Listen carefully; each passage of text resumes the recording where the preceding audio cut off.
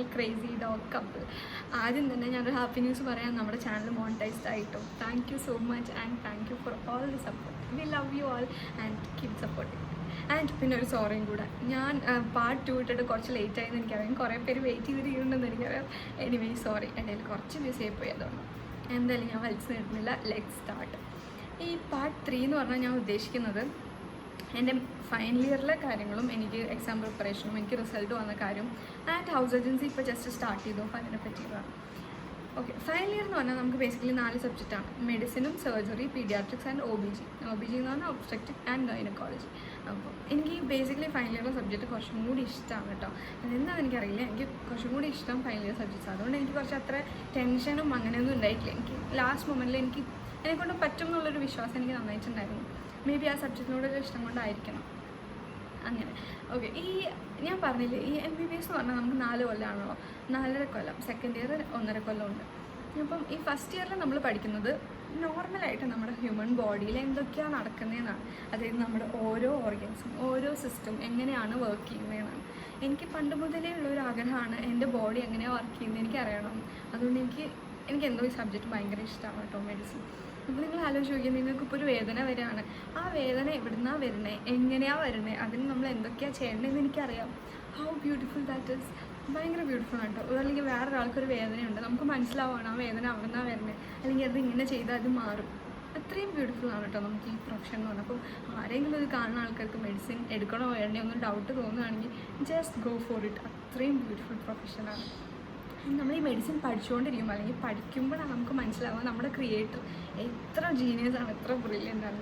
Because ഓരോന്നും അത്രയും perfect ആയിട്ടാണ് പുള്ളിക്കാരൻ ഉണ്ടാക്കി വെച്ചേക്കുന്നത്. അതായത് എന്തെങ്കിലും ഒന്ന് തെറ്റിപ്പോയാൽ അല്ലെങ്കിൽ എന്തെങ്കിലും സംതിങ് ഗോസ് റോങ്, അത് നമുക്ക് ചേഞ്ച് ചെയ്യാൻ വേണ്ടി നമ്മുടെ ബോഡിയിൽ മെക്കാനിസം ഉണ്ട്. ഇപ്പോൾ പെട്ടെന്ന് നമ്മുടെ എന്താ പറയുക BP കുറയാണ്, BP കൂട്ടാനുള്ള മെക്കാനിസം ഉണ്ട്. അത് ഓരോ സ്ഥലത്തു നിന്ന് ഓരോന്ന് സെൻസ് ചെയ്യുന്നു.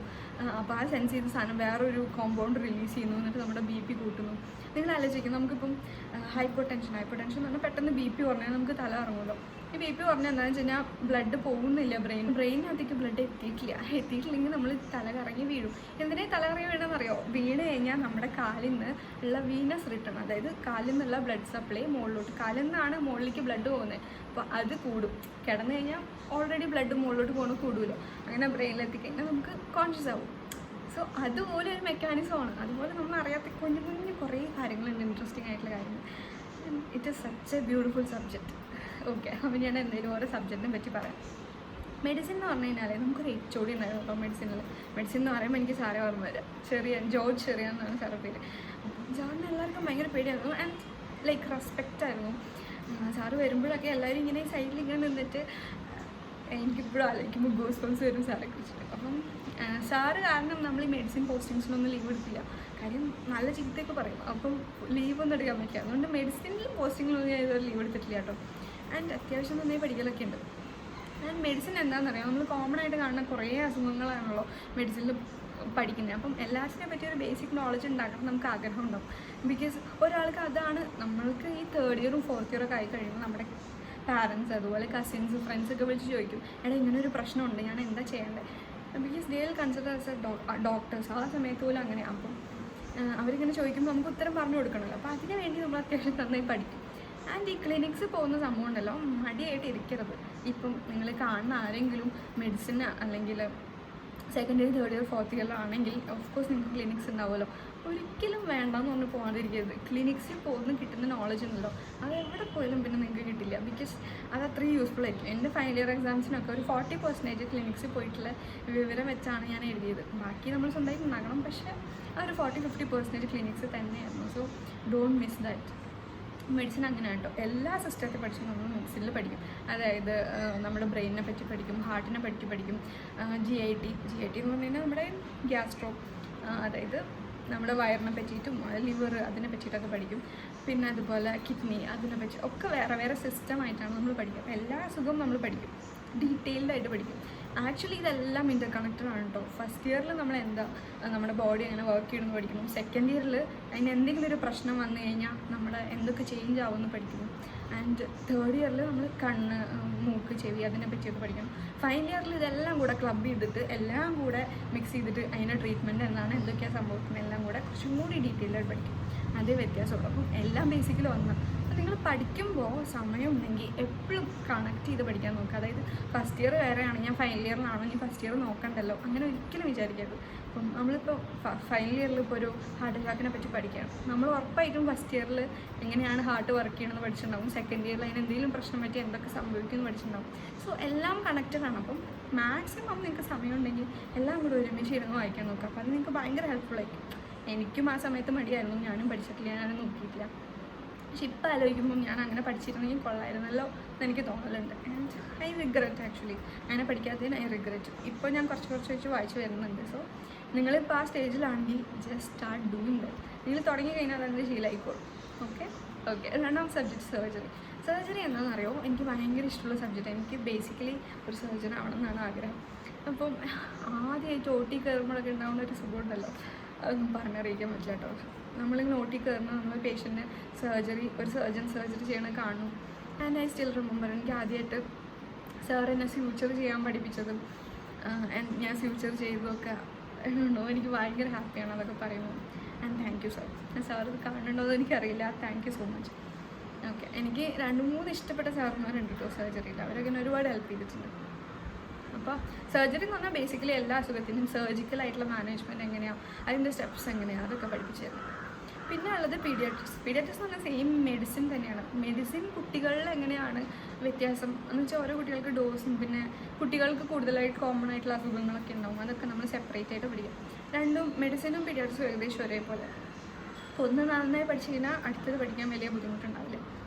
അങ്ങനെ. പിന്നെ OBG and gynaecology, obstetric and gynaecology. OB എന്ന് പറഞ്ഞു കഴിഞ്ഞാൽ എന്താണെന്നറിയോ, നമ്മുടെ അമ്മയും കുട്ടി, അതിനെപ്പറ്റി പഠിക്കുക. എനിക്കെന്ന് പറഞ്ഞാൽ ബേബീസിനെ ഭയങ്കര ഇഷ്ടമാണ്. അപ്പോൾ ഒരു അമ്മേനെ കാണുമ്പോൾ ലൈക്ക് പ്രഗ്നൻ്റ് ആയിട്ടുള്ള അമ്മേനെ കാണുമ്പോൾ നമ്മളിങ്ങനെ വയറിൽ തൊട്ട് നോക്കുന്നതും നമുക്ക് കുഞ്ഞിൻ്റെ തല എവിടെയാണ് കാലെവിടെയാണോ ഒക്കെ തൊട്ട് നോക്കിയാൽ മനസ്സിലാവുമല്ലോ.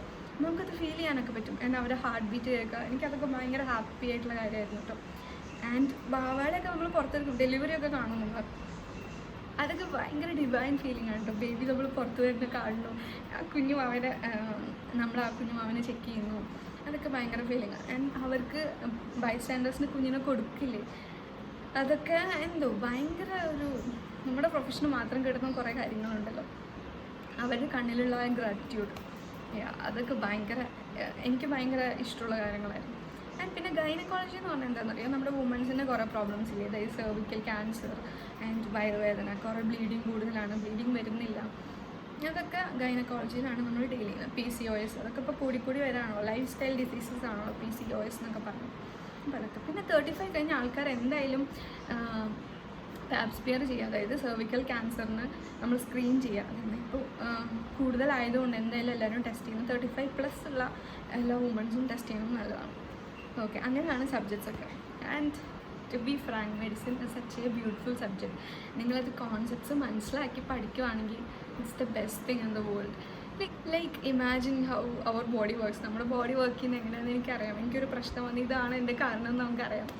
So it's such a beautiful subject. And എനിക്ക് ഫൈനൽ ഇയറിൽ അങ്ങനെ വലിയ പ്രശ്നങ്ങളൊന്നും ഉണ്ടായിട്ടില്ല. ഞാൻ അത്യാവശ്യം എല്ലാറ്റിൻ്റെയും ബേസിക്സ് ഒക്കെ പഠിച്ചിട്ടുണ്ട്. ഭയങ്കര ഡീറ്റെയിൽ ആയിട്ട് ഞാൻ പഠിച്ചിട്ടില്ല. ആദ്യം കുറച്ച് കാലം പഠിച്ചിരുന്നു, ഞാൻ പറഞ്ഞില്ല, തോരെ ഉണ്ടാവുന്ന സമയമുണ്ട്. ഞാനൊക്കെ കാഷ്വാലിറ്റിയിലൊക്കെ എപ്പോഴും പോയിരുന്നു കേസൊക്കെ കാണാൻ. പിന്നെ ട്വിസ്റ്റ് എന്താ ഉണ്ടായെന്നറിയോ, ഞാൻ ആ സമയത്താണ് അവനെ പരിചയപ്പെടുന്നത്. അവനെ പരിചയപ്പെട്ട് പിന്നെ കുറച്ച് കോൺസെൻട്രേഷനൊക്കെ പോയി. ബട്ട് സ്റ്റിൽ ഞങ്ങൾ രണ്ടാളും കൂടെ ഒരുമിച്ച് ഡിസ്കസ് ചെയ്ത് പഠിക്കലൊക്കെ ഉണ്ട്. എന്നാലും കുറച്ച് കുറഞ്ഞു ടു ബി ഫ്രാങ്ക്. പക്ഷേ ബേസിക്സ് ഒക്കെ അറിയാമായിരുന്നു കേട്ടോ. അപ്പം അപ്പോഴാണ് ഇച്ചിരി ബ്രേക്ക് വന്നതെന്ന് പറയാൻ പറ്റുന്നത്. പിന്നെ എക്സാമിൻ്റെ സമയത്തൊക്കെ he was like great help. ഞങ്ങൾ ഒരുമിച്ച് ഡിസ്കസ് ചെയ്ത് പഠിക്കുമായിരുന്നു. അവൻ എനിക്ക് ടോപ്പിക്സ് ഇട്ട് തരുമായിരുന്നു. ആൻഡ് അവൻ കഴിഞ്ഞതാണല്ലോ, എന്നെക്കാളും 2 years സീനിയറാണ്. അപ്പം അവനറിയാലോ ഏകദേശം. അപ്പോൾ അവൻ എനിക്ക് ഇങ്ങനെ പഠിക്കുന്നൊക്കെ പറഞ്ഞു തരുമായിരുന്നു, കുറേ ടോപ്പിക്സൊക്കെ പറഞ്ഞു തരുമായിരുന്നു. ആൻഡ് നമ്മുടെ ഈ സർജറിയിലുണ്ടല്ലോ, സർജറിയിൽ ഒരു പാർട്ടായിട്ടാണ് നമ്മൾ ഓർത്തോപീഡിക്സ് പഠിക്കുന്നത്, അതായത് എല്ല് രോഗം. അപ്പം അവൻ്റെ ഫേവറേറ്റ് സബ്ജക്റ്റാണ് ഓർത്തോ. അപ്പോൾ എനിക്ക് ഓർത്തോ ബേസിക്കലി ആ ടെക്സ്റ്റ് മൊത്തം പഠിപ്പിച്ചു തന്നത് അവനാണ്. അപ്പോൾ അവനെ ഓർത്തോ നന്നായിട്ട് അറിയാം. അപ്പോൾ എനിക്ക് ഓർത്തോ ഫുൾ ഹെൽപ്പ് ചെയ്തതെന്ന് അവനാണ്.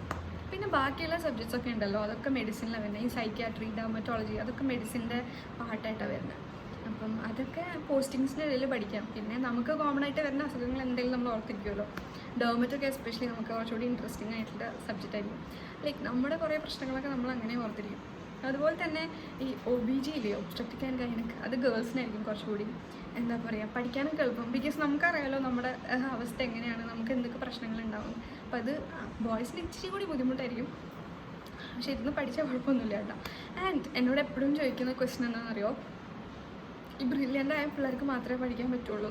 അങ്ങനെയൊന്നുമില്ല കേട്ടോ. ഹാർഡ് വർക്ക് ചെയ്യണം. ലൈക്ക് അത്യാവശ്യം പഠിക്കാനുണ്ട്, വായിക്കാനുണ്ട്, പക്ഷെ അതിനോട് ഇഷ്ടമുണ്ടെങ്കിൽ അതൊരു ബുദ്ധിമുട്ടേ അല്ല. എൻ്റെ എക്സാം പ്രിപ്പറേഷൻ എന്ന് പറഞ്ഞാൽ ഞാനൊരു ലാസ്റ്റ് 2 months നന്നായി പഠിച്ചിട്ടുണ്ട്. അതുവരെ എനിക്കൊരു ഐഡിയ ഉണ്ടായിരുന്നു. ഐഡിയ ഇല്ലാതെ ലാസ്റ്റ് പോയിട്ട് ഉണ്ടാക്കാമെന്ന് വെച്ചാൽ നടക്കില്ല കേട്ടോ. ഒരു ഐഡിയ എന്തായാലും വേണം. ആ ഐഡിയ എനിക്കുണ്ടായിരുന്നു. ആൻഡ് ലാസ്റ്റ് 2 months ഞാൻ അത്യാവശ്യം നന്നായിട്ട് വർക്ക് ചെയ്തിട്ടുണ്ട്. ആൻഡ് ബട്ട് എനിക്ക് നല്ല ടെൻഷൻ ഉണ്ടായിരുന്നു. എക്സാമിൻ്റെ സമയത്തൊക്കെ പോകുമ്പോൾ, തലേ ദിവസമൊക്കെ പോകുമ്പോൾ നല്ല ടെൻഷൻ ഉണ്ടാവും. ആൻഡ് അവനുള്ളതുകൊണ്ട് എനിക്ക് കുറേയൊക്കെ ഇങ്ങനെ കാമാക്കിയിട്ടുണ്ടായിരുന്നു. ബിക്കോസ് അവൻ എഴുതിയതുകൊണ്ട് അവനോട് കുറേ ഇങ്ങനെ ഓക്കെ പ്രശ്നമൊന്നുമില്ല, ഞാനിത് എഴുതിയതാണെന്നൊക്കെ പറഞ്ഞ് എന്നെ കുറേ വഴക്കൊക്കെ പറയും. ബട്ട് സ്റ്റിൽ അതൊക്കെ എനിക്ക് യൂസ്ഫുൾ ആയിട്ടുണ്ട്. ഓക്കെ, അങ്ങനെ എക്സാം എഴുതിയിട്ട് നമുക്കൊരു വിത്തിൻ 1 month നമുക്ക് റിസൾട്ട് വന്നു. റിസൾട്ട് വരുന്നതിൻ്റെ തലേ ദിവസം നമ്മുടെ ക്ലാസ് റെപ്പ്, അതായത് ഹരി എന്നാണ് അവൻ്റെ പേര്. അപ്പം ഹരി ഞങ്ങളെ വിളിച്ചിട്ട് പറഞ്ഞു ഇന്ന് രാത്രി റിസൾട്ട് വരും എന്നൊക്കെ പറഞ്ഞു. ഞങ്ങളിങ്ങനെ ടെൻഷൻ അടിച്ചിട്ട് ലൈക്ക് എത്ര നന്നായി എഴുതിയാലും നമുക്ക് ടെൻഷൻ ഉണ്ടാവും. അത് പരീക്ഷ എഴുതുന്നല്ലോ പിള്ളേർക്ക് അറിയുണ്ടാവും. അപ്പം ഹരി വിളിച്ചിട്ട് പറഞ്ഞു ഇന്ന് രാത്രി റിസൾട്ട് വരും. ഞാനൊന്നും ഉറങ്ങിയിട്ടില്ല. 10 മിനിറ്റ് ഞാനിങ്ങനെ ഫോണിൽ നോക്കാം റിസൾട്ട് വന്നു. ബിക്കോസ് എന്താണെന്നറിയാം, നമ്മുടെ സൊസൈറ്റി നമുക്ക് വേണ്ടി കുറേ റൂൾസൊക്കെ വെച്ചിട്ടുണ്ടാവും. അപ്പം എൻ്റെ നാട്ടിലെല്ലാവർക്കും അറിയാം ഞാൻ ഫൈനൽ ഇയർ ആണ്, ഞാൻ എക്സാം എഴുതിയിരിക്കുകയാണ്. ആ കുട്ടി തോറ്റ് കഴിഞ്ഞാൽ കുട്ടിക്ക് അടുത്ത ഇയർ പോകാൻ പറ്റില്ല, ഹൗസ് ഏജൻസി ചെയ്യാൻ പറ്റില്ല എന്നൊക്കെ കുട്ടിക്ക് അറിയാം, അവർക്കറിയാം. ആൻഡ് അച്ഛന് നല്ല പേടിയായിരുന്നു. അച്ഛൻ്റെ കൺസേൺ എന്താണെന്ന് വെച്ച് കഴിഞ്ഞാൽ അവൾ തോറ്റ് കഴിഞ്ഞാൽ ഞാൻ നാട്ടുകാരോട് എന്തു പറയും. ബിക്കോസ് നമ്മുടെ നാടൊരു നാട്ടുമ്പുറമാണ്. അപ്പം അച്ഛനും അമ്മയൊക്കെ ആ ഒരു കൺസേൺ ഉള്ളത്. അമ്മയ്ക്ക് വലിയ കുഴപ്പമില്ല, പക്ഷെ അച്ഛൻ ഭയങ്കര പാവാം. അപ്പം അവരോട് എന്ത് പറയും എന്നുള്ളൊരു ക്വസ്റ്റ്യൻ അച്ഛന് ഭയങ്കര പ്രശ്നം. അച്ഛൻ്റെ ടെൻഷൻ കണ്ടിട്ട് എനിക്ക് ഭയങ്കര ടെൻഷൻ. അങ്ങനെ അപ്പോൾ അന്ന് രാത്രി ഉറക്കം വന്നിട്ടില്ല. അങ്ങനെ പിറ്റേ ദിവസം ആണ് റിസൾട്ട് വരുന്നത്. അങ്ങനെ പിറ്റേ ദിവസം ഞാൻ നോക്കിയപ്പോൾ പാസ്സായി. എനിക്ക് കുറച്ച് സമയത്തേക്ക് എന്താ ചെയ്യാമെന്ന് പറയാനില്ല. ബിക്കോസ് അച്ഛൻ്റെ അമ്മയുടെ ടെൻഷനായിട്ട് എനിക്കും പേടിയായി, ഇനി ഞാൻ പാസ്സാവില്ലേ. പിന്നെ എല്ലാവർക്കും ഭയങ്കര ടെൻഷനായിരുന്നു. ലൈക്ക് നമുക്ക് ഗൈനക്കോളജി ഭയങ്കര ടഫായിരുന്നു. ആൻഡ് പീഡിയാട്രിക്സും ഒരു പേപ്പറേ ഉള്ളൂ. പീഡിയാട്രിക്സും ഒരു പേപ്പറേ ഉള്ളൂ കേട്ടോ, ബാക്കിയെല്ലാം 2 പേപ്പറുണ്ട്. അപ്പം ഒരു പേപ്പറുള്ളപ്പോൾ പാസ്സായില്ലെങ്കിൽ പ്രശ്നമാണല്ലോ. അപ്പം അതാലോചിച്ചത് ഭയങ്കര ടെൻഷൻ ഉണ്ടായിരുന്നു. പക്ഷെ വന്നപ്പോൾ പാസ്സായി. എനിക്കിങ്ങനെ കൈയും കാലൊക്കെ വരയ്ക്കാൻ തുടങ്ങി. ലൈക്ക് എന്താ ചെയ്യേണ്ടതെന്ന് അറിയില്ലല്ലോ. അങ്ങനെ ഞാൻ എന്ത് ചെയ്തു, അമ്മയോട് പറഞ്ഞു അമ്മ പാസ്സായിരുന്നു. അമ്മ അപ്പോൾ പറഞ്ഞു അതെനിക്ക് അല്ലെങ്കിലും അറിയായിരുന്നു നീ പാസ്സാവുന്നത്, നീ കാരണമൊന്നുമല്ല, ഞാൻ പ്രാർത്ഥിച്ചിട്ടാണ് പാസ്സായിരുന്നു. അമ്മ ഒരു സ്ഥിരം ഡയലോഗ്. അപ്പം ഞാനിങ്ങനെ ചിരിച്ചു കേട്ടോ. അത് കഴിഞ്ഞ് ഞാൻ അച്ഛനോട് എന്ന് പറഞ്ഞു. അച്ഛൻ എന്നെ കെട്ടിപ്പിടിച്ചിട്ട് അങ്ങോട്ട് കരഞ്ഞു. എനിക്കറിയില്ല, ആ സമയത്ത് ഞാനും കരഞ്ഞു കേട്ടോ. ബിക്കോസ് അറിയില്ല, maybe that is the happiest moment in my life. അച്ഛൻ was so proud of me. അച്ഛനെ കെട്ടിപ്പിടിച്ച് കരഞ്ഞു literally. So I don't know, ഒരു ഡോട്ടർക്ക് ഇതിന് കൂടുതൽ പ്രൗഡ് ആവാൻ പറ്റുമെന്ന് എനിക്കറിയില്ല. So I was so happy that moment. അച്ഛ was so proud of me. And അച്ഛ പോയിട്ട് ചോക്ലേറ്റൊക്കെ മേടിച്ചു വന്നു. ആൻഡ് നമ്മുടെ കസിൻസിലെല്ലാം എല്ലാവർക്കും കൊടുത്തു. I don't no, I was so happy. Literally ആ ദിവസം was one of the best day in my life. അപ്പം അങ്ങനെ എല്ലാവരോടും പറഞ്ഞു. പിന്നെയാണ് അപ്പോഴാണ് ഈ കൊറോണ പ്രശ്നങ്ങളൊക്കെ വന്നത്. അതുകൊണ്ട് ഹൗസ് ഏജൻസി സ്റ്റാർട്ട് ചെയ്യാൻ ഞങ്ങൾക്ക് കുറച്ച് ലേറ്റായി. അങ്ങനെ ഒരു ഐ തിങ്ക് 2 weeks ഒക്കെ കഴിഞ്ഞിട്ട് നമുക്ക് ഹൗസ് ഏജൻസി സ്റ്റാർട്ട് ചെയ്യണം. ഹൗസ് ഏജൻസി സ്റ്റാർട്ട് ചെയ്യുന്ന കോളേജിൽ പോയപ്പോൾ എല്ലാവരും ഭയങ്കര ഹാപ്പി ആയിരുന്നു. ബട്ട് നമ്മൾക്കിടയിൽ കുറച്ച് പേർക്ക് കിട്ടാത്തുണ്ടായിരുന്നു. ആൻഡ് അവർ ലൈക്ക് അത്യാവശ്യം ടഫുള്ള എക്സാം ആയിരുന്നു. അപ്പം ഇറ്റ്സ് ലൈക്ക് ഒരാൾ പാസ്സായില്ല എന്ന് വെച്ചിട്ട് ഇറ്റ്സ് നോട്ട് ദെയർ പ്രോബ്ലം. അത് ചിലപ്പോൾ നമ്മൾക്ക് പ്രാക്ടിക്കലിൻ്റെ സമയത്ത് എന്തെങ്കിലും മിസ്റ്റേക്ക് വന്നു കഴിഞ്ഞാൽ എക്സ്റ്റേണൽ എക്സാമിനൊക്കെ ആണല്ലോ മാർക്ക് ഇടുക. അപ്പോൾ അവർക്ക് എന്തെങ്കിലും പ്രശ്നം വന്ന് മാർക്ക് കുറഞ്ഞു കഴിഞ്ഞാൽ നമ്മൾ ആ സബ്ജക്റ്റ് മൊത്തത്തിൽ ഫെയിലാവും. സോ പാസ്സായില്ല എന്ന് വെച്ചിട്ട് ആ കൊച്ചു പഠിക്കാത്ത കൊച്ചാണ് അങ്ങനെയൊന്നുമില്ല. ഇറ്റ്സ് ലൈക്ക് ലക്ക് എന്ന് പറഞ്ഞ സംഭവം ഉണ്ടല്ലോ, അത് 20% നമ്മുടെ ഇതിലുണ്ട്. അപ്പം നമ്മൾ പഠിച്ചത് വരിക അല്ലെങ്കിൽ അത് എഴുതാം. എന്തായാലും നമുക്ക് തലേ ദിവസം ഫുള്ള് റിവൈസ് ചെയ്ത് പോകാൻ പറ്റില്ല. എനിക്കറിയാം എൻ്റെ സീനിയേഴ്സൊക്കെ അങ്ങനെ ഒരു ഇയർ പോയിട്ട് നെക്സ്റ്റ് ഇയർ ഡിസ്റ്റിങ്ഷനൊക്കെ പഠിച്ച് പാസ്സാവുന്ന ആൾക്കാരുണ്ട്. സോ ഇറ്റ്സ് ജസ്റ്റ് ആ ഒരു സമയത്തിൻ്റെ ഒരു പ്രശ്നം മാത്രമേ ഉള്ളൂ. അപ്പം എനിവേസ് ഇപ്പോൾ ഇത് കാണുന്ന ആൾക്കാർ ഫൈനൽ ഇയറിലുണ്ടെങ്കിൽ ജസ്റ്റ് സ്റ്റേ സ്ട്രോങ്. നിങ്ങൾ പഠിക്കാനുള്ളത് പഠിക്കും, കണക്ട് ചെയ്ത് പഠിക്കും, കോൺസെപ്റ്റ് വെച്ച് പഠിക്കും. ഒരിക്കലും ഇങ്ങനെ മഗപ്പ് ചെയ്ത് പോകരുത്. മഗപ്പ് ചെയ്താൽ നിങ്ങൾക്ക് കുറച്ച് കഴിഞ്ഞാൽ ഓർമ്മയുണ്ടാവില്ല. ആൻഡ് ഒരു പേഷ്യൻറ്റിനെ കാണുമ്പോൾ നിങ്ങൾക്ക് ടെൻഷനാവും ഞാൻ എന്താ ചെയ്തത്. സോ ജസ്റ്റ് പഠിക്കുമ്പോൾ നന്നായിട്ട് പഠിക്കും. ഓക്കെ. ആൻഡ് ഇപ്പോൾ ഹൗസ് ഏജൻസി ടൈമാണ്. എൻ്റെ ഇപ്പോൾ 2nd month ആണ് കേട്ടോ. അപ്പം ഇപ്പം ഞാൻ പീഡിയാട്രിക്സിലാണ് പോസ്റ്റ് ചെയ്തേക്കുന്നത്. അപ്പം ഇറ്റ്സ് ലൈക്ക് ഭയങ്കര ഡിഫറെൻറ്റ് ഫീലിംഗ് ആണ് കേട്ടോ. നമ്മൾ പഠിക്കുന്ന പോലെ അല്ല ഹൗസ് സർജൻസി, ഭയങ്കര വ്യത്യാസമുണ്ടാകും. ലൈക്ക് നമ്മൾ വർക്ക് ചെയ്യല്ലേ, അപ്പോൾ നമ്മൾ കുറേ പേഷ്യൻ്റ് ഇൻട്രാക്ഷൻ ഭയങ്കര കൂടുതലായിരിക്കും. ആൻഡ് നമ്മൾ സാർമാരുടെ കൂടെ ആയിരിക്കും എപ്പോഴും. ആൻഡ് അവർ മെഡിസിൻസ് ചെയ്തും നമുക്ക് നോക്കാൻ പറ്റും, അവർ ട്രീറ്റ്മെൻറ്റ് എങ്ങനെയാണെന്ന് നമുക്ക് നോക്കാൻ പറ്റും. അപ്പോൾ ഭയങ്കര ഡിഫറെൻറ്റാണ്. കുറച്ചും കൂടി close to patient, we are like a doctor അല്ലേ, കുറച്ചും കൂടി റെസ്പോൺസിബിൾ ആയിരിക്കും നമ്മൾ. ഇപ്പം ആൻഡ് ഓരോ ദിവസം ഓരോ ഇവൻറ്റ്സ് ഉണ്ടാവും. ഞാൻ വിചാരിക്കുന്നുണ്ട് നമ്മുടെ ഇൻസ്റ്റാഗ്രാമിൽ, എനിക്കൊരു ഇൻസ്റ്റാഗ്രാം പേജ് ഉണ്ട്, അപ്പോൾ ഇൻസ്റ്റാഗ്രാമിൽ ഓരോ ദിവസം ഉണ്ടാകുന്ന ഏതെങ്കിലും ഒരു ബ്യൂട്ടിഫുൾ ആയിട്ടുള്ള അല്ലെങ്കിൽ എന്തെങ്കിലും ഒരു എനിക്ക് ഹാർട്ട് ടച്ചിങ് ആയിട്ടുള്ള ഒരു ഇൻസിഡൻറ്റ് ഷെയർ ചെയ്താലോ എന്ന് ഞാൻ ആലോചിക്കുന്നുണ്ട് ഡെയിലി. മേ ബി സൂൺ ഞാൻ അത് ചെയ്യണമെന്ന് വിചാരിക്കുന്നു. അപ്പോൾ എന്തായാലും ഞാൻ വലിച്ചു നീട്ടുന്നില്ല, ഞാനിവിടെ നിർത്തുവാണ്. നെക്സ്റ്റ് ടൈം ഞാൻ എൻ്റെ ഹൗസ് സർജൻസി വിശേഷങ്ങളൊക്കെ ഞാൻ വേറെ വീഡിയോയിൽ പറയാം. പിന്നെ അടുത്ത സീരീസ് ഞാൻ തുടങ്ങാൻ ഉദ്ദേശിക്കുന്നത് എൻ്റെ ചൈൽഡ്ഹുഡ് മെമ്മറീസാണ്. അപ്പോൾ അതെല്ലാവരും കാണുമെന്ന് ഞാൻ വിചാരിക്കുന്നു. പിന്നെ ഞങ്ങളുടെ ലവ് സ്റ്റോറിയും കൂടിയും ബാക്കിയുണ്ട്, അതും പറയാം. ഓക്കെ, അപ്പോൾ അടുത്ത തവണ കാണുന്നവരായിരിക്കും. Bye and keep supporting us. പിന്നെ നമ്മളെ സബ്സ്ക്രൈബ് ചെയ്യുക. ഇപ്പോഴത്തെ ഒരു ഫോട്ടോ ആണോ ഞങ്ങളുടെ, അതിലൊന്ന് ക്ലിക്ക് ചെയ്താൽ മതി കേട്ടോ. ആൻഡ് ഇനി ഞങ്ങളുടെ മുന്നത്തെ വീഡിയോസ് കാണണമെങ്കിൽ ഇവിടുത്തെ ലിങ്കിലൊന്ന് ക്ലിക്ക് ചെയ്താൽ മതി, നിങ്ങൾക്ക് എല്ലാം കാണാം. Okay, tata. അപ്പോൾ അടുത്തവരെ കാണുമായിരിക്കും. It's Lakshmi signing off. Love you. By.